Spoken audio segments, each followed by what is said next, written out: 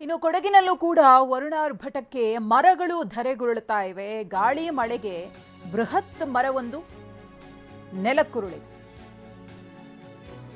ಕೊಡಗಿನಲ್ಲೂ ಕೂಡ ಮಳೆಯಿಂದಾಗಿ ಸಾಕಷ್ಟು ಅವಾಂತರ ಸೃಷ್ಟಿಯಾಗಿದೆ.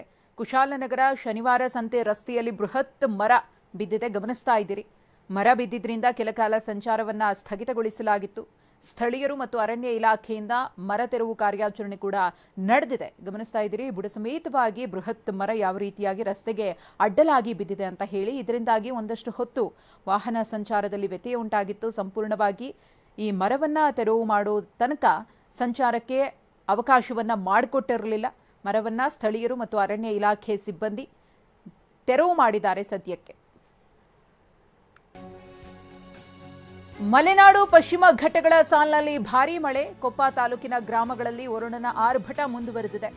ಮಳೆಯ ಆರ್ಭಟಕ್ಕೆ ಕುದುರೆಗುಂಡಿ ಬಳಿ ರಸ್ತೆ ಜಲಾವೃತವಾಗಿದೆ. ಕುದುರೆಗುಂಡಿ ಕಾನೂರು ಕಟ್ಟಿಮನೆ ಸಂಪರ್ಕ ಬಂದ್ ಆಗಿದೆ.